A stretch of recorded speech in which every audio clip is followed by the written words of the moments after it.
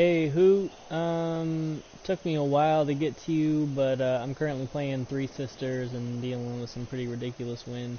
I'm not a great player anyway, so that kind of explains the +3 score. I was going to send you kind of a write-up of some of the things you had asked about, but I figured it would probably just be easier to show you. I was kind of playing around until I could find a good example of quite a few things that I've seen, so I was going to point them out to you. So not really a huge issue, and it kind of happens a lot.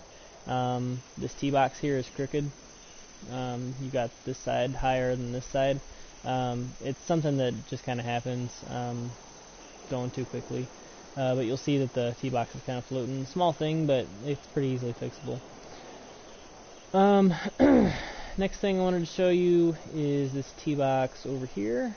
Not sure which one this tees off from or where it's to, but it doesn't have any rough around it, which is where you get this burn here. Something else to look at. The other thing I kind of wanted to mention is it's kind of obvious in a couple different places where you went through with a circle brush. You can see it right here. It's a very clear outline of a circle. You can see it here in a clear outline of a circle. And this is what I would urge you to kind of avoid or work towards.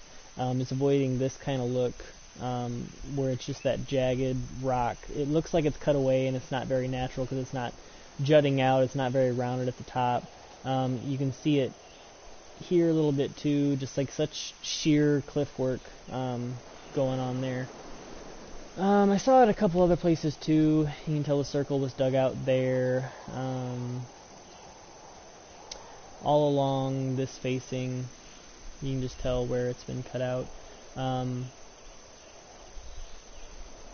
Back here a little bit, and then along this side too.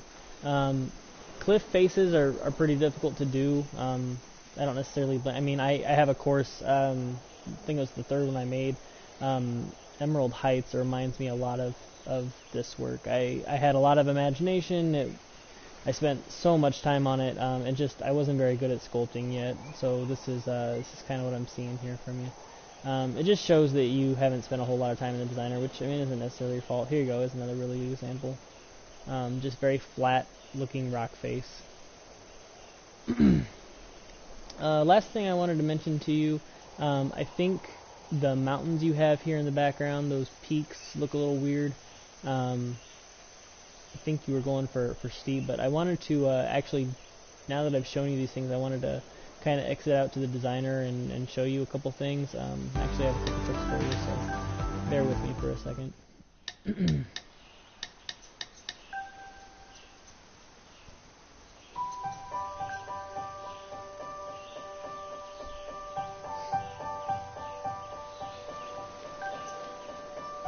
I haven't done a cliff face in a long time, so I have no idea how this is going to look, but I think I can get something close to like what you're aiming for, so just give me a second.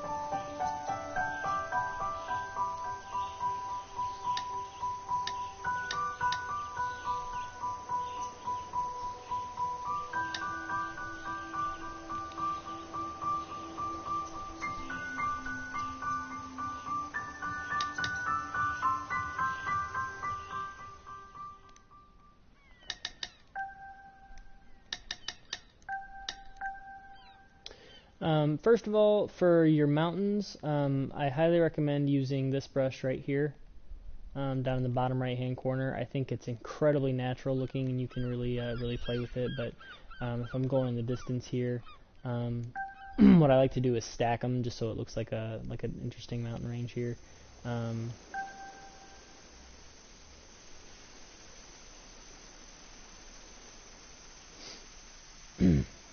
I just play with it till I find something I like, but especially at the bottom, I think this leads to much more natural mountain ranges.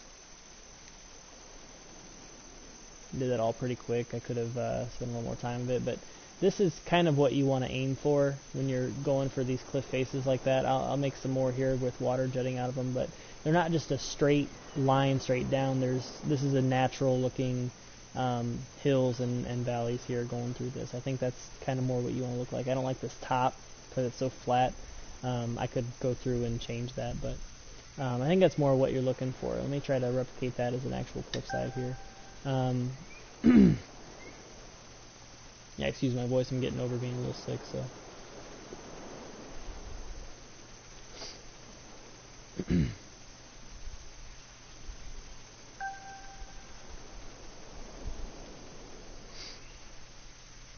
So what I'm going to do is set an average height going all the way down.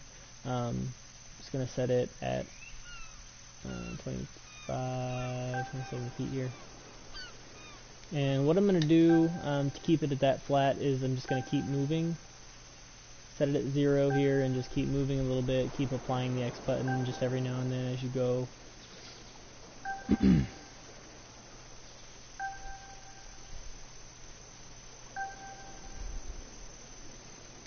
Alright, now I've got this long stretch of land that's been kind of raised up a little high. And then I'm going to take the soft brush, not a hard brush. And I'm going to drag along here.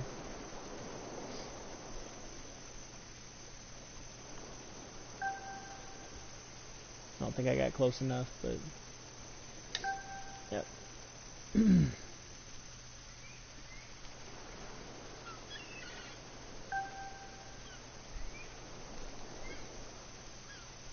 Okay, and then once you have kind of this looking thing, I recommend taking the raised brush and then going to that same brush that we did a second ago. You can't, I don't know if you can tell from here, but on the bottom side where the height is, there's not a light blue, but on the top side there's like a light blue. That's going to create little ripples. You can kind of see them. But just try to avoid that side on your main land. But once you move it in,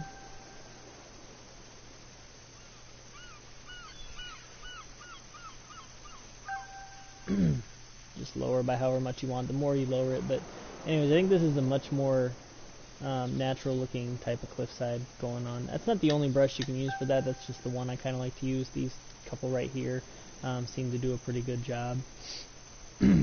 But you can tell a huge difference between this little cutaway right here. It just looks circular. There's not a whole lot of angles going on compared to this cliffside going on. Anyways, that's my advice. Thanks.